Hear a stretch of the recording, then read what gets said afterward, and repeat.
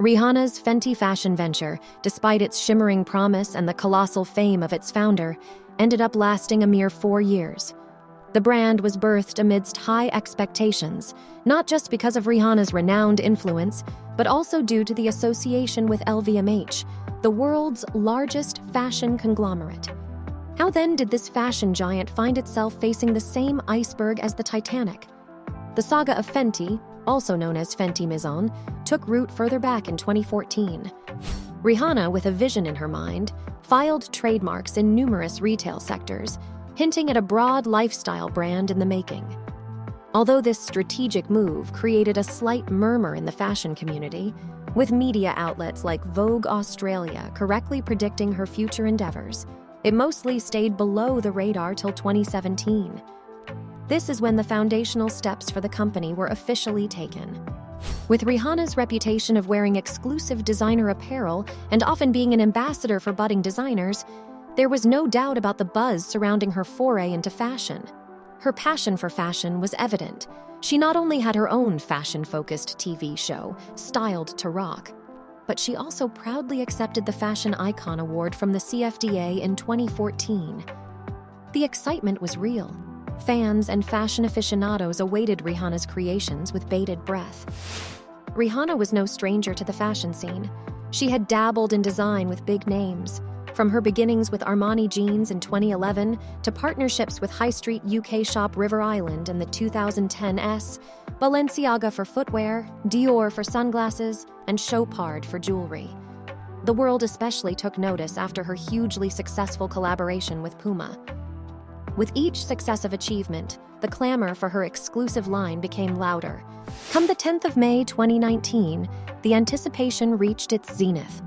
Rihanna announced the inception of the Fenty Fashion House on Instagram. The post was significant. It announced not only LVMH's financial backing, but also unveiled the brand's logo. The excitement grew when it was revealed that this was LVMH's first new brand since 1987, following Christian Lacroix, a name which had seen its share of financial challenges. Given Rihanna's unparalleled celebrity status and the trust consumers had in the Fenty name, expectations were sky high. LVMH poured substantial support behind this initiative, and so did Rihanna, contributing about 30 million euros of her own funds in-kind contributions. She leveraged her fame as capital while LVMH matched her with a 30 million euros cash investment. The Fenty brand's ethos revolved around the idea that curvaceous women should find their luxury niche in the fashion market.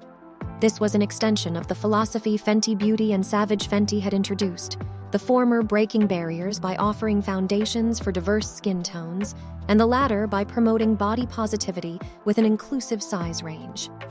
These brands were not just successful, they were trailblazers. But something seemed amiss from the outset with Fenty Maison. Using the classic 4 Ps of marketing, promotion, product, place, and price, one could dissect where the brand lost its way. The promotional efforts seemed misdirected.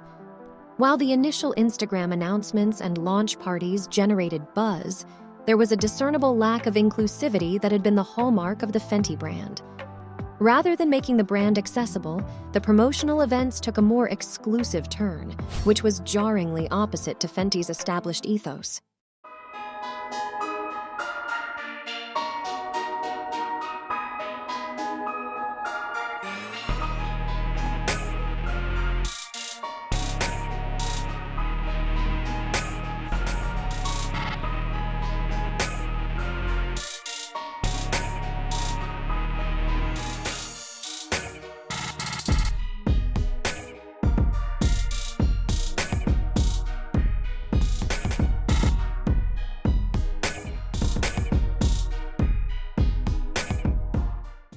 The product range, on the other hand, seemed too broad for a nascent brand. Launching with women's wear, menswear, shoes, jewelry, and eyewear was ambitious. Most brands find success by mastering one niche before branching out, like Fenty Beauty's focus on foundation or Savage Fenty's spotlight on lingerie. In the end, while the venture had all the ingredients for success, a world-renowned celebrity founder, the backing of the world's largest fashion house, and a globally recognized brand name, It seemed the execution failed to capture the magic that fans and consumers expected from Rihanna's Fenty. With their decision to introduce an expansive product range right from the start, Fenty made a bold move. By encompassing such a vast array of items, they effectively gave the treatment of a luxury brand to what felt like a celebrity rolling out a product in Target. This unintentionally diluted the unique allure and exclusivity typically associated with luxury items. The danger of scattering one's focus across a multitude of products is that it might appear as if there's insufficient attention given to each individual item. If you're marketing something as a luxury, high-end product, there should be an evident investment in its quality and design. But this wasn't what many observed when they scrutinized Fenty's lookbook. The designs, though meant to represent the epitome of luxury, felt a touch uninspired, earning a lukewarm reception from many in the fashion community. Adding fuel to this critique was the fact that a significant portion of the collection didn't seem to bear the distinct stamp of Rihanna and her team's creativity. Instead, many pieces felt reminiscent of her greatest hits, designs from her past. However, one cannot deny that there were elements of brilliance in the collection, notably the footwear designed by the celebrated Amini Muradi. Muradi's designs garnered significant attention, leading to her successful shoe line, which remains in demand. From the outset, I felt that much of Alexa Chung's fashion evolution seemed driven primarily by sophisticated styling techniques. Even when the individual fashion pieces maintained a consistency in design or structure, the presentation of these pieces was transformed in a way that made them exhilarating to behold.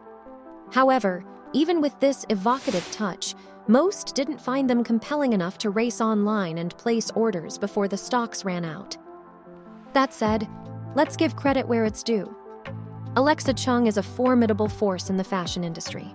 Her influence cannot be understated, and I believe her loyal following would generate decent sales regardless of whether her collections appealed to a broader audience or not. Now, reflecting on the marketing aspect, one wonders if Fenty made its mark as a groundbreaking celebrity luxury line. Other celebrities, like Kanye West with Yeezy, managed to captivate both the fashion elite and the masses.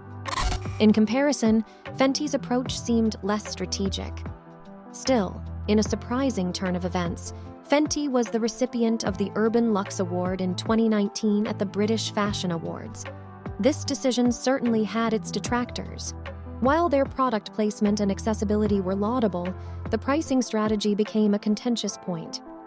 Pitching to young women in their 20s and then setting a high price range for basic items felt jarring.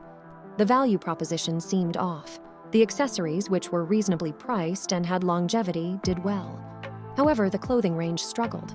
The heritage and history that luxury brands often lean on to justify their price tags were absent for Fenty. This, combined with a pricing strategy that alienated their core audience, led to challenges. While the accessories like shoes and sunglasses flew off the shelves, the clothing remained stagnant. In the grand narrative of Rihanna's business endeavors, this clothing line feels like a minor hiccup. It's not a reflection of her capabilities, but rather an insight into the complexities of the fashion industry. A powerhouse like LVMH seemingly miscalculating the market is a testament to the unpredictability of the fashion world. One can't help but wonder what would have been if Fenty had taken a more calculated approach, perhaps focusing on a narrower range initially, or creating a significant promotional event to generate buzz. The Fenty clothing saga stands as a lesson in the importance of brand analysis and understanding one's audience. However, Rihanna's indomitable spirit remains evident in her other ventures, ensuring her place in the pantheon of style icons. And as fans, we eagerly await her next move, ever curious to see her next ensemble, be it at a high-profile event or a casual outing. Thank you for joining us on this fashion journey, and do subscribe and hit the notification bell for more deep dives like this.